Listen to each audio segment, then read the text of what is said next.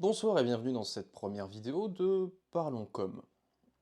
Nous allons parler de ce sujet vaste et fascinant qu'est la communication, qui qui nous concerne tous, qu'on applique au quotidien, à chaque seconde, à chaque instant, et qui décrit tous ces phénomènes d'interaction entre les humains, les espèces, les espaces, et qui sont pour la plupart inconscients.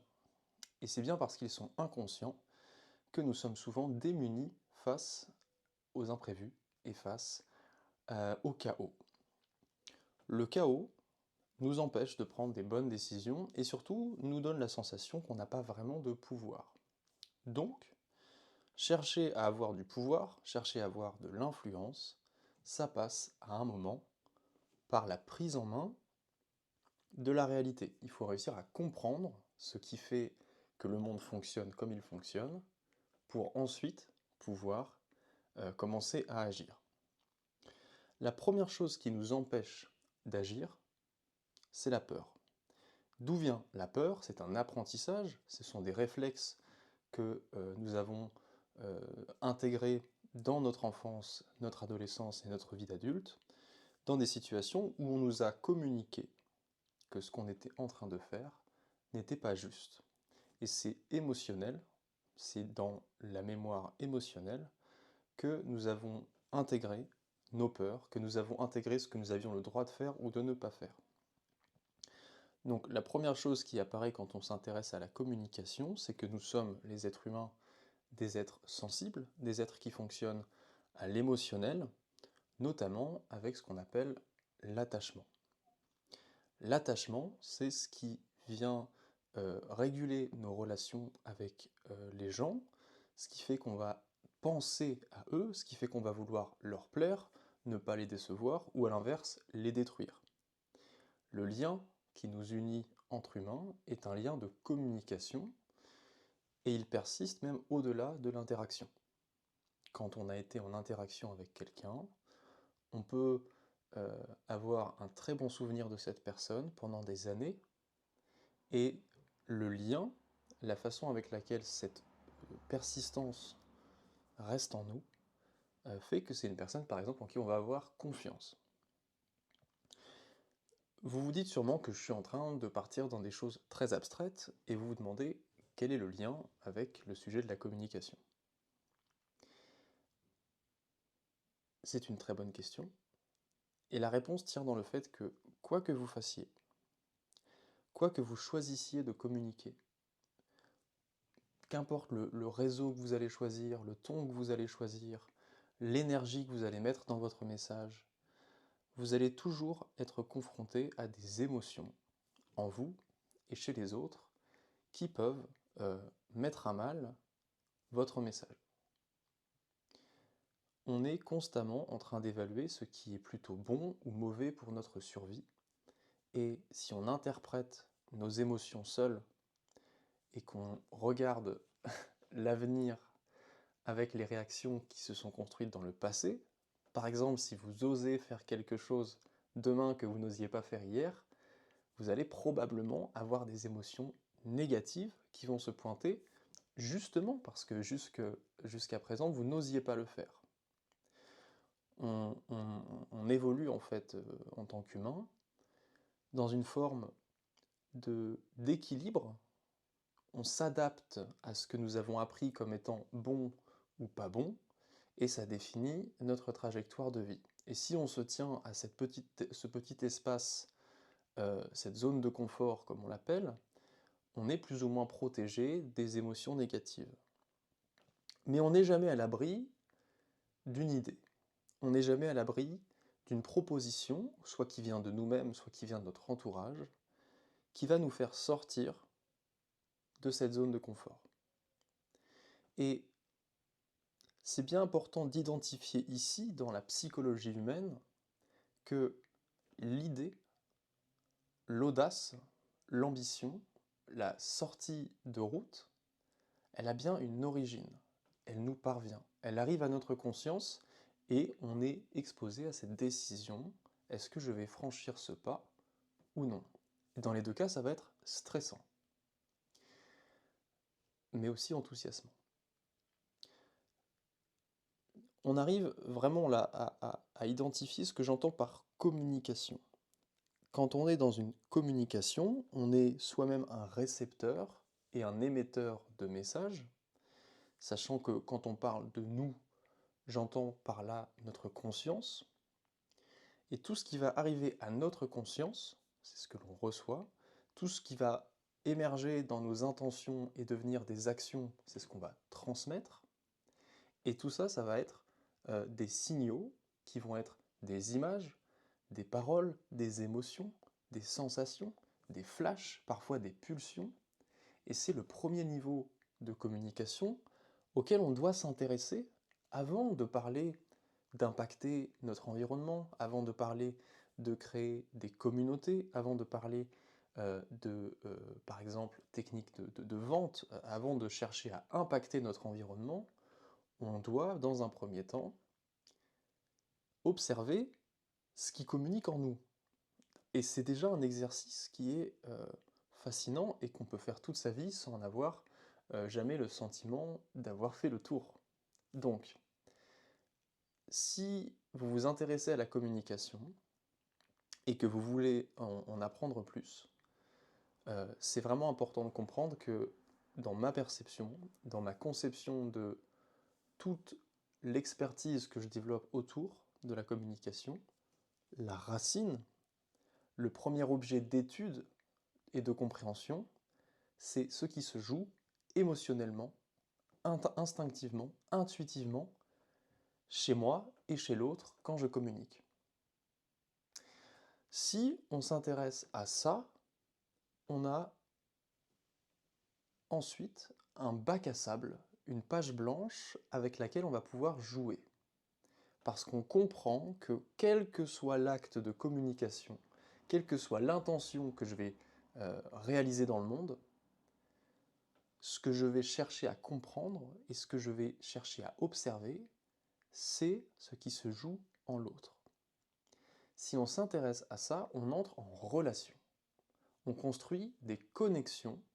On n'est pas simplement en train d'utiliser les gens à nos fins, mais on est bel et bien en train de les intégrer dans notre compréhension du monde, et on en fait bien plus que des clients ou un public, on en fait des membres de notre réseau de communication. Parce que si vous arrivez à comprendre la psychologie, les sensibilités, les façons de réagir des gens avec qui vous communiquez, vous pouvez construire beaucoup plus de choses avec eux que si vous vous contentez de ne chercher qu'un seul type de réaction, de chercher un seul type de résultat.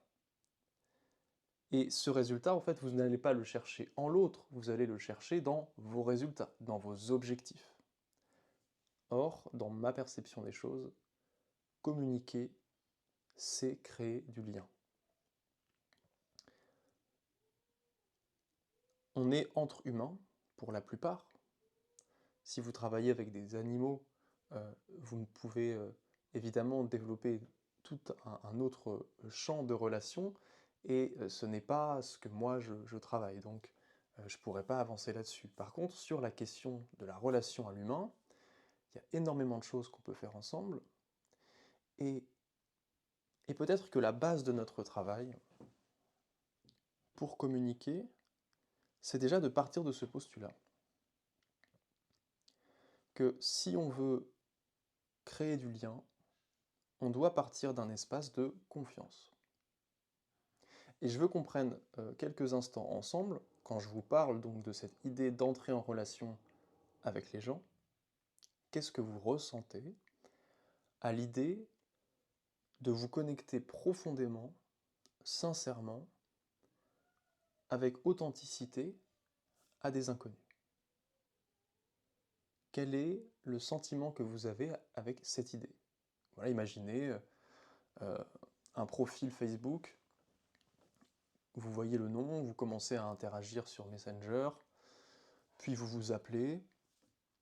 Je veux que vous vous mettiez dans cette situation où, au lieu de chercher à faire de l'autre l'objet de votre désir ou de votre projet, que vous vous intéressiez à lui. Quel sentiment vous avez en vous imaginant dans cette position? Moi, ça me fait naître un sentiment d'appréhension parce que je me dis que je ne sais pas où mène la relation et je ne veux pas décevoir, je ne sais pas ce que l'autre attend. Et ça tombe bien parce que c'est justement le genre de questions qu'on peut poser. On peut faire confiance dans la capacité des gens à nous dire ce qu'ils ressentent, ce qu'ils pensent, ce qui les traverse. C'est même la base de ce qui fait de nous des êtres humains. C'est cette capacité à être transparent, à décrire, à définir ce qui nous anime. Et c'est ce qui permet de co-construire des réflexions, des projets, et de comprendre au final où l'autre souhaite aller et savoir comment on va pouvoir y aller ensemble.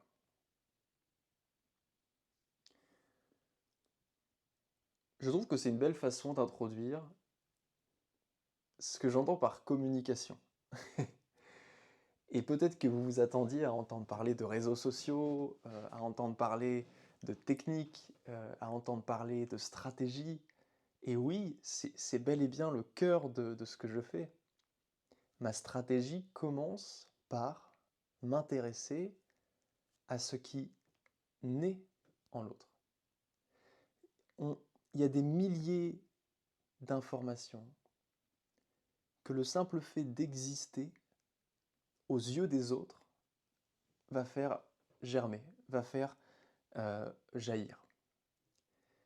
Et en étant attentif à ce que vous n'avez pas anticipé, vous allez entrer en relation. Et je sais que ça peut être stressant, notamment sur les réseaux sociaux, de ne pas savoir finalement ce que l'on cherche comme résultat, de ne plus savoir ce que l'on cherche comme message. Et la vérité, c'est que on n'a pas plus de contrôle sur les finalités sur Internet que dans la vraie vie. Il y a des techniques qui, quand elles sont appliquées à beaucoup de gens, vont créer certains types de résultats. Il y a des façons de savoir que tel ou tel contenu va plus ou moins fonctionner. Mais n'oublions pas qu'on travaille toujours avec de l'humain et que chaque seconde, la sensibilité, l'attention, le désir, ce qui fait que les gens se laissent surprendre, change constamment. On ne peut pas savoir en avance. Et donc c'est vraiment une composante très importante de la communication quand on est responsable de communiquer sur son projet, c'est qu'on commence par faire face à un énorme bol d'inconnu. On commence par faire face à l'inconnu. On ne sait pas qui nous soutient. On ne sait pas ce que les gens pensent de nous. On ne sait pas finalement si on est compris dans ce que l'on cherche à faire. Et chacun de ces questionnements, ce sont des questionnements qui sont existentiels. Même si on est chef d'entreprise, ou même si notre projet est voué à être impersonnel, c'est bien parce que le projet répond à ces questions et fait naître ces questions qu'il va pouvoir grandir auprès d'autres humains. Même si vous voulez faire la chose la plus impersonnelle du monde, elle va susciter des questionnements, elle va susciter des réactions, et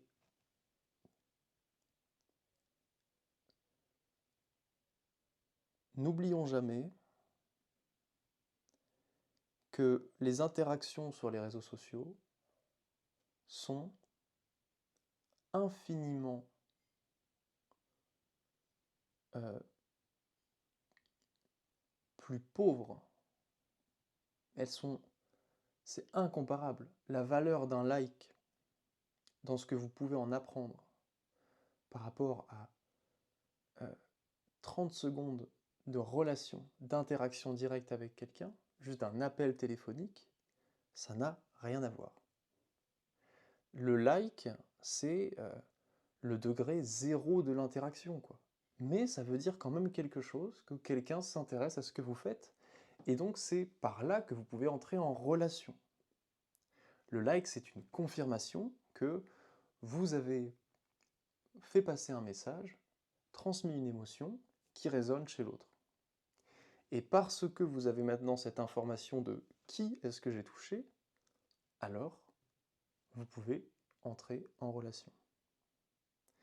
Mais gardons bien en tête que dans des modèles à taille humaine, vous ne pouvez pas être en interaction, être en construction avec plus de 50, 100, 150 personnes, grand maximum. C'est pas possible d'être en relation avec plus de gens que ça. Et dans la plupart du temps, si vous êtes déjà en train de vivre une vie de famille, une vie avec beaucoup de relations, vous n'allez pas avoir l'attention suffisante pour connecter avec tout le monde. Et c'est OK. La seule question finalement à vous poser au fur et à mesure que vous communiquez et que vous interagissez avec les personnes, que vous donnez leur chance à ces personnes pour vous montrer qui elles sont et créer ce moment de fusion ou justement euh, d'exclusion, il faut que vous donniez la chance à chaque personne qui manifeste de l'intérêt pour votre projet d'être plus qu'un spectateur, mais d'être euh, une personne sur votre route, votre vraie route, pas votre historique Facebook. Ça n'a pas de sens, ça ne construit rien. La seule question à vous poser, c'est est-ce que cette personne m'inspire quelque chose pour l'avenir? Est-ce qu'elle me touche? Est-ce qu'elle me donne confiance? Est-ce qu'elle me donne envie? Est-ce que dans son énergie, il y a quelque chose que je vais vouloir retrouver par la suite? Et vous inquiétez pas que la personne de l'autre côté, plus ou moins consciemment, se pose la même question. Les réseaux sociaux nous permettent une chose, c'est de savoir qui interagit avec nos contenus, qui résonne avec ce que l'on fait. À la différence d'une foule anonyme devant laquelle vous donnez une conférence, vous ne pouvez pas savoir qui aime ou qui n'aime pas tant que vous ne les voyez pas applaudir ou que vous ne regardez pas éventuellement leur sourire, mais la plupart des gens sont euh, impassibles quand ils sont en public. Facebook, c'est une conférence que vous donnez au monde, et quand les gens apprécient ce que vous faites, eh bien vous pouvez savoir qui vous avez touché. Et c'est formidable qu'on en soit là, parce que des gens qui n'ont pas forcément le courage d'aller venir vous voir en public pourront venir vous voir sur Internet.